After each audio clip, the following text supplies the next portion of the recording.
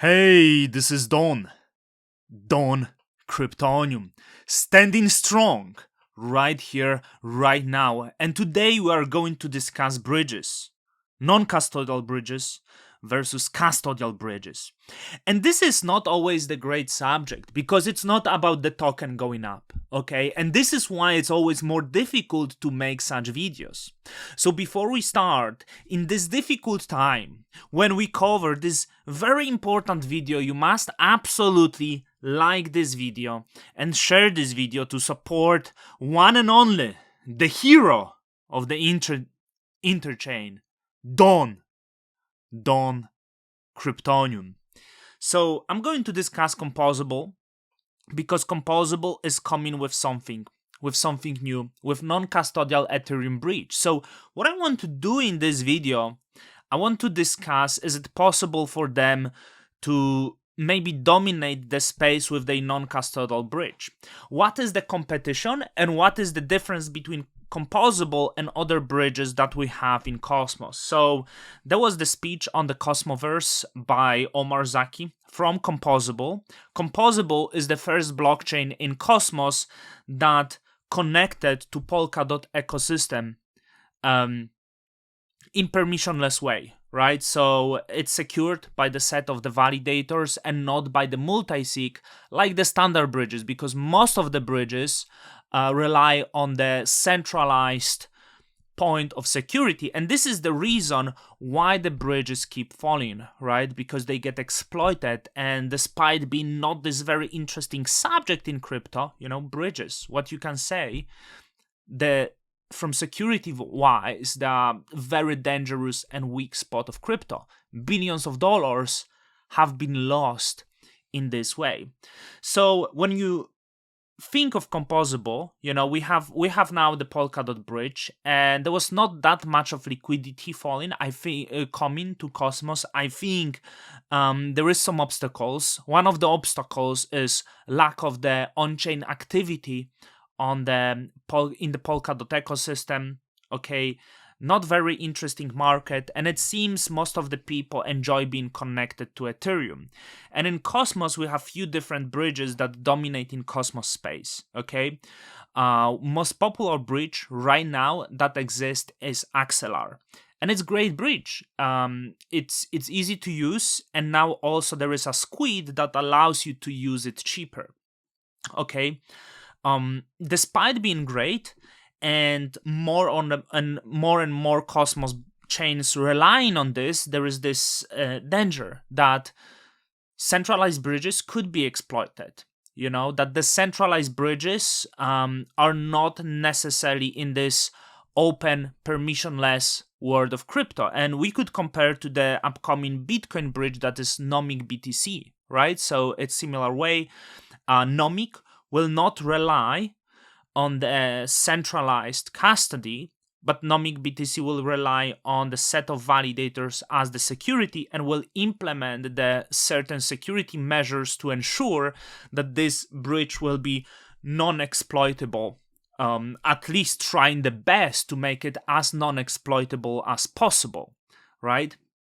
So Nomic would be in opposition. Of course, it's different bridge because it's Bitcoin bridge, but Axelar mainly function as the native Ethereum bridge to Cosmos. And now everyone relies on this, right? Most of the liquidity on Osmosis, on many other blockchains, on Kujira, etc. Most of the liquidity that is on Neutron also coming via Axelar bridge. On top of that is Squid that make it cheaper and easier to use.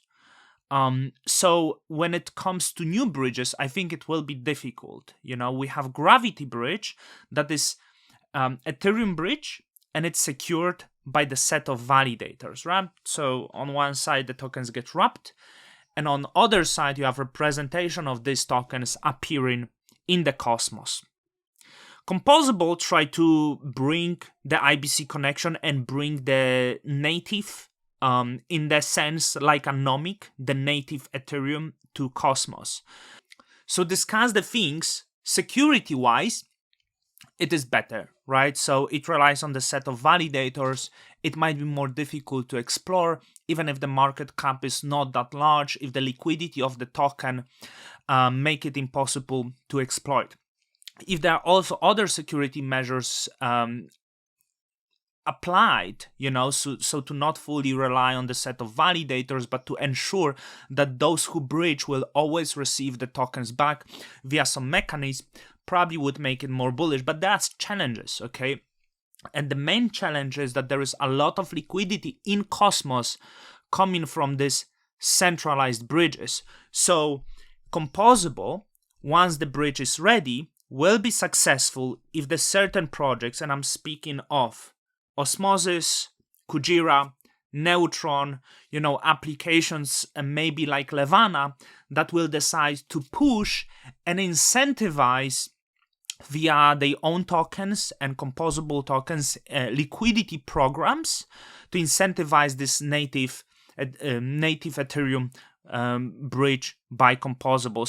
So how it could look, for example, if Osmosis say like, yeah, we think it's more secure to use composable, they maybe will introduce incentives in Osmo tokens, and on the side of composable incentivize them with Pika tokens, and with that you hope that liquidity grows bigger, right? On Kujira, if the Kujira wants to do this, they can incentivize this with Kuji token, and on the side, composable can incentivize this with Pika tokens. Of course, there is the questions, will they do it?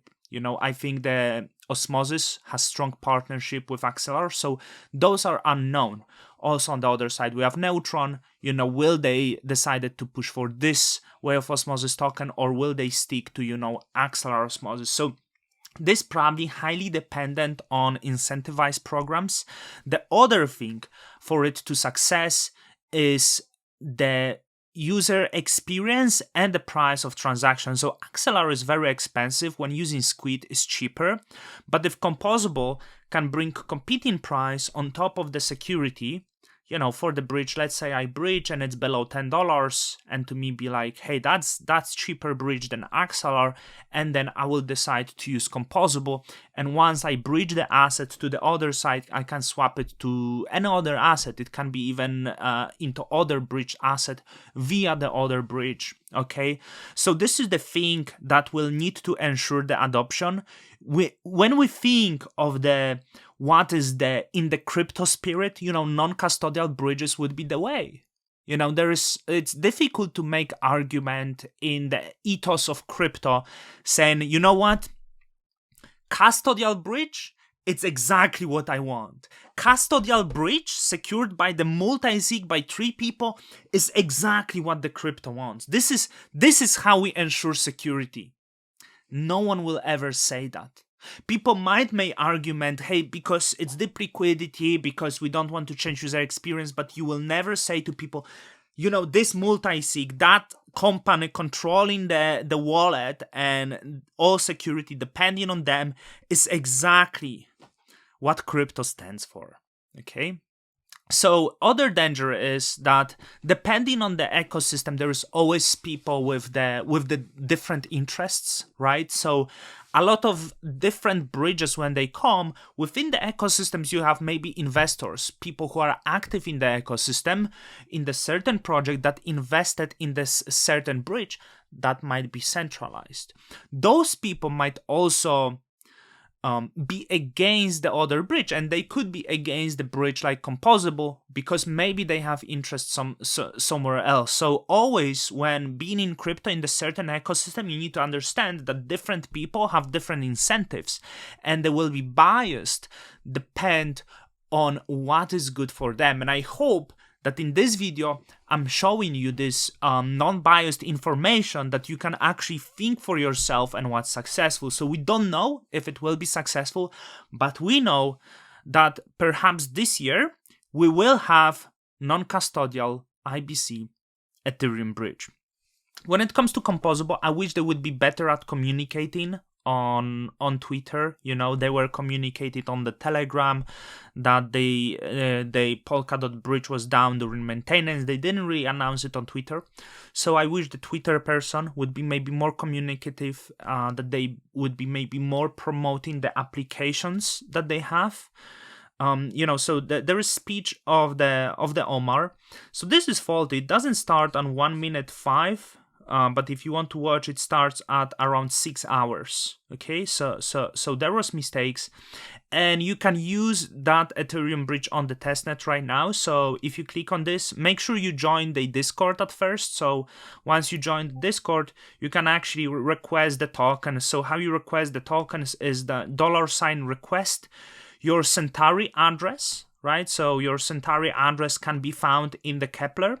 Copy the address and type, composable, Centauri, not composable, and you will find the address. So this is the same address as the testnet. And at the end, you put the word composable. You see, first time I didn't do it, it was wrong. And then you receive a testnet tokens. So I connected wallet, right? So I have some testnet token, from Ethereum, I cannot bridge because there is no testnet token on Ethereum that I have. If I would have, I guess I could. But if I want to do it from Centauri, I can now transfer maybe 1,000 Pika tokens. So what it means that you will be essentially able to transfer Atom to Ethereum.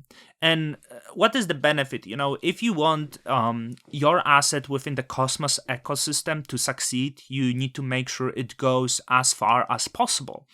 And it's not even about utility, because many people say, hey, Atom will collapse, there is not enough utility.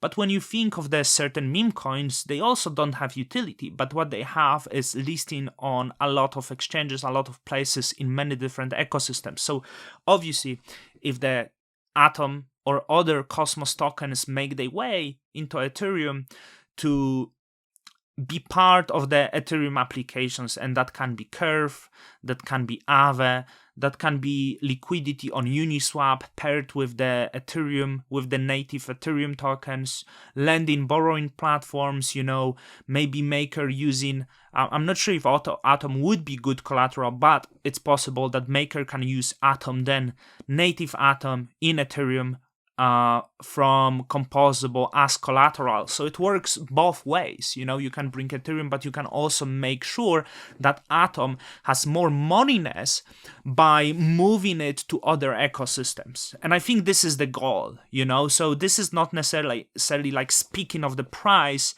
but it shows the importance of moving your assets as far as possible and making this as liquid as possible, So let me connect the wallet, and then you send. So I just tried to do the transfer. It actually failed. So you might try it on your own. It's like try to do it. Not sure what is the reason. Maybe I did something wrong, or maybe it's just simply impossible to go on Ethereum. So if someone from Composable sees that, there is mistake. You can try yourself. As I said, maybe I do something wrong. This is just the testnet right now showing you that something like this exists. Composable so far has two major products. So obviously the Trustless bridges, which is the native product, like this Ethereum bridge, so-called what it meant to be Ethereum bridge. Hopefully, once it's on the mainnet, because it's very important, it needs to ensure that the composable network runs at all time. You will never want the assets to be stuck.